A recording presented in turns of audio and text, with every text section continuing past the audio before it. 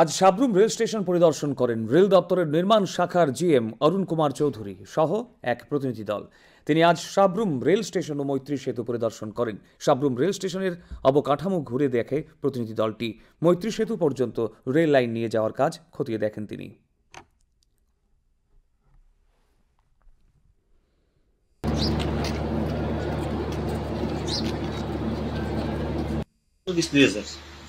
ये यहाँ पर बैंक और की बिल्डिंग आदि बन गई है, जो कनेक्शन करना है उस कनेक्शन को देखना आए हैं, कैसे इसको किया जाएगा, कितना जल्दी किया जा सकता है। उस संबंध में यहाँ देखने आए थे, बाकी प्रोजेक्ट देखने आए थे, तो उसी के साथ इसको भी देखना है। ये क्या लाइन क्या फेनी ब्रिज की तरफ जाएगा क्या? ये अभी जो आपके लैंड पोर्ट अथॉरिटी का ये है सब इमिग्रेशन कस्टम को जिनका फिजिकली वेयर हाउस फैसिलिटी आती है, तो वहाँ से कनेक्ट होगा। आगे मेट्रो से मतलब उनका ट्रांसपोर्टेशन जो है यूनिट जो चाहे पैसेंजर का हो चाहे इसका उसका होगा वो तो नहीं जाएगा।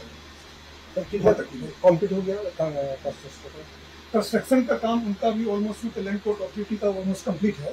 इसके भी प्रोसेसेस में है, जब भी वो चाहेंगे उसके 3-4 महीने पास रिलीज हो जाएगा।